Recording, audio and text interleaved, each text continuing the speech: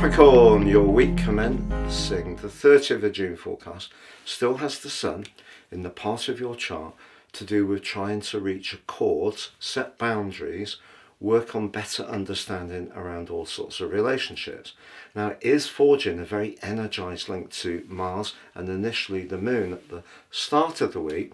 If there are connections you have that bring you a sense of excitement, you share a hobby or passionate interest, that can really be very invigorating as this week begins. But if you are talking about a financial matter with Mercury and Pluto exactly opposite as the week begins, it will be important not to get too polarized if initially the response is different to how you see it. Now, there is a conjunction this week between Venus and Uranus, but it's in a brilliant part of your chart. There may be a social invite that comes completely out of the blue this week that actually is just the perfect tonic.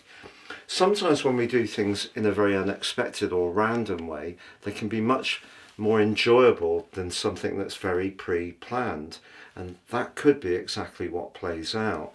If you are in a very long-term relationship, having the Sun in the 7th house but having Mars in the very independent part of your chart may remind you of the need to just revisit your individuality, both of you, but not necessarily lose the connection.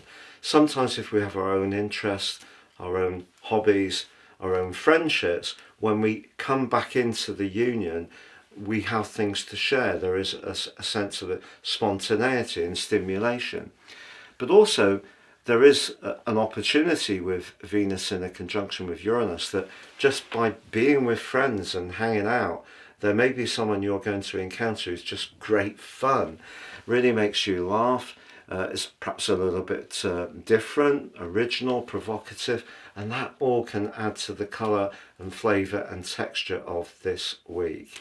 Now, Neptune is going to be going retrograde on Friday in the tender part of your scope. Anything to do with the emotional dimension in your world is going to still be very much to the fore, particularly to the end of August, with your ruler Saturn still in your 4th house. But Venus moving on Friday moves into a part of your chart which reminds us that however caring, loving, fun, or even sexy a relationship may be, there's nothing quite like thoughtful, practical gestures. So Venus moving into the 6th house can be a great time to think, what can I do? Whether it's make a cup of tea for a colleague, pop in to visit a neighbour. A small but thoughtful gesture can pay a lot of dividends over the next few weeks. Please join me at my new website at patrickarundell.com. There are so many brilliant cosmic goodies for you to enjoy, including your free daily, weekly, monthly, yearly, general, love and Vedic horoscopes, and also my superb free 3-card tarot. Please see the link below for more.